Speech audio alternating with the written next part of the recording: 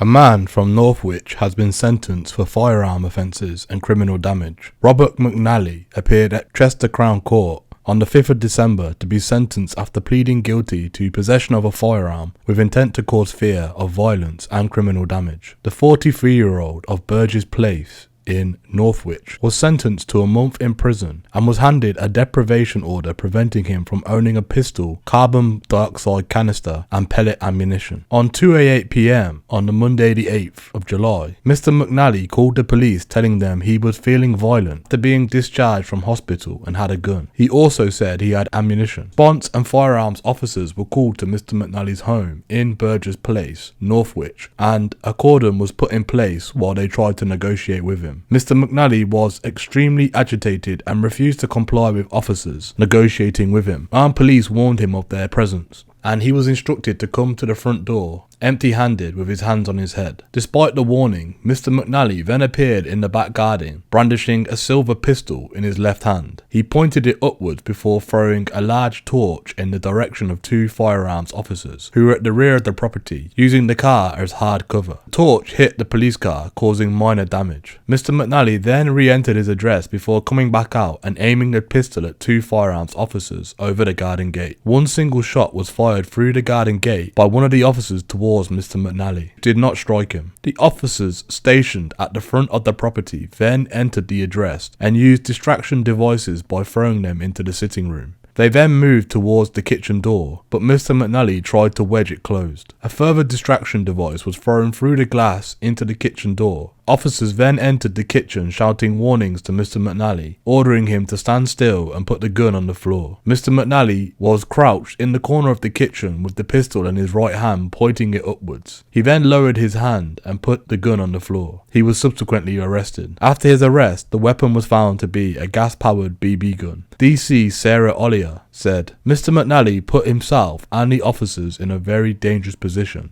causing officers enough concern that a shot had to be fired. Thankfully, officers were able to bring the incident to a safe conclusion, meaning that nobody was injured and Mr. McNally was successfully arrested. However, the outcome could have been far worse. I understand the concern amongst residents at this time of the incident that several shots had been fired, but it was actually the sound of the distraction devices that helped the officers get into the house and bring the incident to a safe conclusion for everyone."